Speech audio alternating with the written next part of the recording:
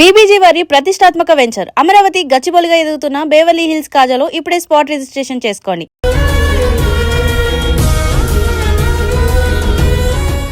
సావిత్రి యముడి అడుగుల వెంట నడిచి భర్త ప్రాణాలను తిరిగి తెచ్చుకుంది. అది పురాణం. లతాకారే చెప్పులు లేకుండా రాళ్ల రోడ్డుపై పరిగెత్తి భర్త జీవితాన్ని నిలబెట్టింది. అది ఈ కాలం. కాలం మారినా రూపం మారినా నిజమైన ప్రేమ ఎప్పటికీ ఆగదు. అది మనిషిని అసాధ్యాన్ని కూడా సాధ్యంగా మార్చే శక్తిగా నిలబెడుతుంది. అందుకే వేల సంవత్సరాలుగా సావిత్రి కథ మన మనసులో నిలిచిపోయింది. భర్త సత్యవంతుడి ప్రాణాలు యమధర్మరాజు తీసుకెళ్తుంటే సావిత్రి వెనక్కి తగ్గలేదు.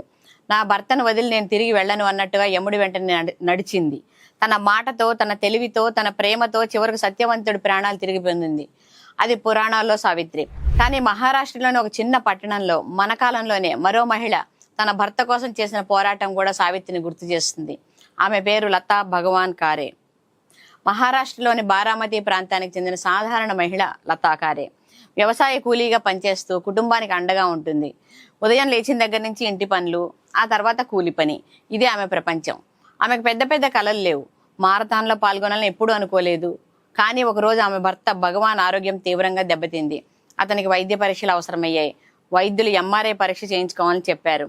ఆ పరీక్షకు కావాల్సిన డబ్బు వారి దగ్గర లేదు. ఒక పేద కుటుంబానికి అనారోగ్యం ఎంత పెద్ద దెబ్బో లతకు బాగా తెలుసు. చికిత్స లేకపోతే భర్త పరిస్థితి మరింత విషమించవచ్చు. ఏం చేయాలా అని ఆలోచించింది.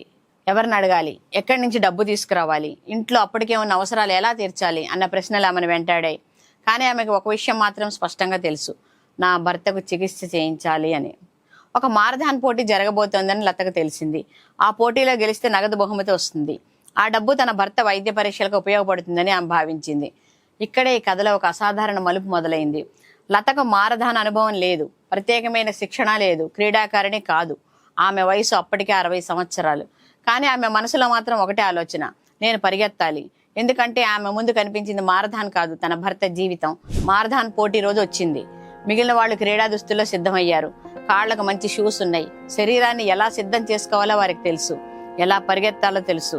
ఎప్పుడు వేగం పెంచాలో తెలుసు. కానీ లత ఆమె సంప్రదాయ నవ్వారీ చీరలో వచ్చింది. కాళ్లకు చెప్పులు లేవు.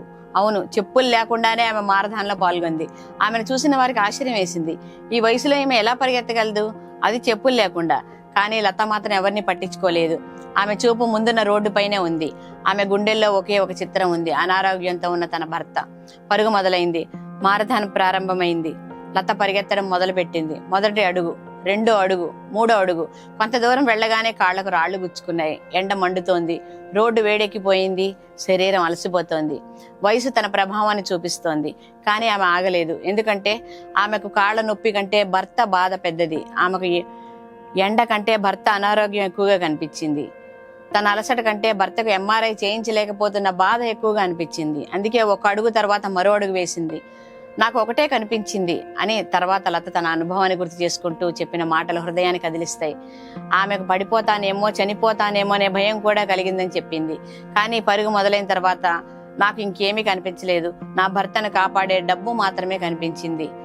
ఒక్కసారి ఆలోచించండి. ఒక 60 ఏళ్ల మహిళ చెప్పులు లేకుండా చీరలో మండుతున్న రోడ్డుపై తన శరీరాన్ని లెక్క చేయకుండా పరిగెడుతోంది. ఎందుకు? పథకం కోసం కాదు, పేరు కోసం కాదు, రికార్డు కోసం కాదు, తన భర్త కోసం. మారథాన్ చివరి దశకు చేరుకుంది. అప్పటికి లత శరీరం పూర్తిగా అలసిపోయింది. కాళ్ళు నొప్పితో మండుతున్నాయి. శ్వాస వేగంగా మారింది. అయినా ఆమె అడుగులు ఆగలేదు. ఆమె మనసులో ఒకటే మాట, ఇంకొంచెం పరిగెత్తాలి. ఎందుకంటే ఆ చివరి అడుగుల తర్వాత తన భర్తకు కావలసిన వైద్య పరీక్షలు చేయించగలననే ఆశ ఆమెకు ఉంది. చివరికి ఆమె గమ్యాన్ని చేరుకుంది. లతా భగవాన్ కారే మారథాన్ గెలిచింది. అది ఆమె జీవితంలో గొప్ప విజయంగా నిలిచిపోయింది. కానీ ఆమెకి అది ఒక క్రీడా విజయం కాదు, తన భర్త కోసం సాధించిన విజయం. బహుమతిగా వచ్చిన డబ్బు ఆమెకు ఎంతో విలువైంది. ఆ డబ్బుతో భర్తకు అవసరమైన వైద్య పరీక్షలు, చికిత్స చేయించుకునే అవకాశం లభించింది. ఒక కుటుంబానికి చిన్న మొత్తంలా కనిపించే డబ్బు ఆ సమయంలో లత కుటుంబానికి మాత్రం ఆశగా మారింది. ఆమె పరుగు కేవలం గమ్యం దగ్గర ఆగలేదు. అది తన భర్తకు అవసరమైన వైద్యం అందే వరకు కొనసాగింది. అక్కడితో కథ ముగియలేదు. ఒకప్పుడు వ్యవసాయ కూలీగా జీవించిన లత మారథాన్ రన్నర్ గా, తర్వాత దేశవ్యాప్తంగా గుర్తింపు పొందింది. ఆమె కథ విన్నవారంతా ఆశ్చర్యపోయారు. 60 ఏళ్ల వయసులో ఒక మహిళ ఇలా పరిగెత్తిందా, అది చెప్పులు లేకుండా, భర్త చికిత్స కోసం. ఆమె కథ అనేక మందికి ప్రేరణగా మారింది. ఆ తర్వాత కూడా ఆమె పరుగు కొనసాగించింది. మారథాన్ ఆమె జీవితంలో ఒక పోటీగా మొదలై ఒక గుర్తింపుగా మారింది. ఆమె కథ సినిమాగా కూడా వచ్చింది. ఈమె కథ అంత అసాధారణమైంది కావడంతో ఆమె జీవితం ఆధారంగా మరాఠీలో లతా భగవాన్ కార్య అనే సినిమాగా రూపొందింది. ఇంకా ఆశ్చర్యకరమైన విషయం ఏంటంటే ఆ సినిమాలో లతా పాత్రను లతా భగవాన్ కార్య స్వయంగా పోషించింది. తన జీవితంలో తాను ఎదుర్కొన్న కష్టాలు తానే తెరపై మళ్లీ అనుభవించింది. ఈ చిత్రం జాతీయ చలనచిత్ర అవార్డుల్లో స్పెషల్ మెన్షన్ కూడా పొందింది. లత కథలో మనం ఒక గొప్ప విషయం నేర్చుకోవచ్చు.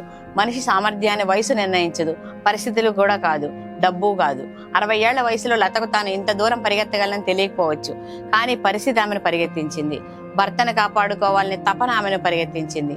మన జీవితంలో ఎప్పుడైనా ఒక కష్టం వచ్చినప్పుడు నా వల్ల కాదు, నేను చేయలేను, ఈ వయసులో ఎలా సాధ్యం, నా దగ్గర డబ్బు లేదు అని మనకు మనమే గీతలు గీసుకుంటాం. కానీ లతా భగవాన్ కార్య కథ మనని ఒక ప్రశ్న వేస్తుంది. మనం నిజంగా చేయలేకపోతున్నామా, లేక చేయడానికి సరైన కారణం ఇంకా దొరకలేదా? ఒక మహిళకు ఆ కారణం ఆమె భర్త, ఆమె కుటుంబం. అదే ఆమెను 60 ఏళ్ల వయసులో మారథాన్ రన్నర్ గా మార్చింది. సావిత్రి యముడి అడుగుల వెంట నడిచి భర్త ప్రాణాలు తిరిగి తెచ్చుకుంది.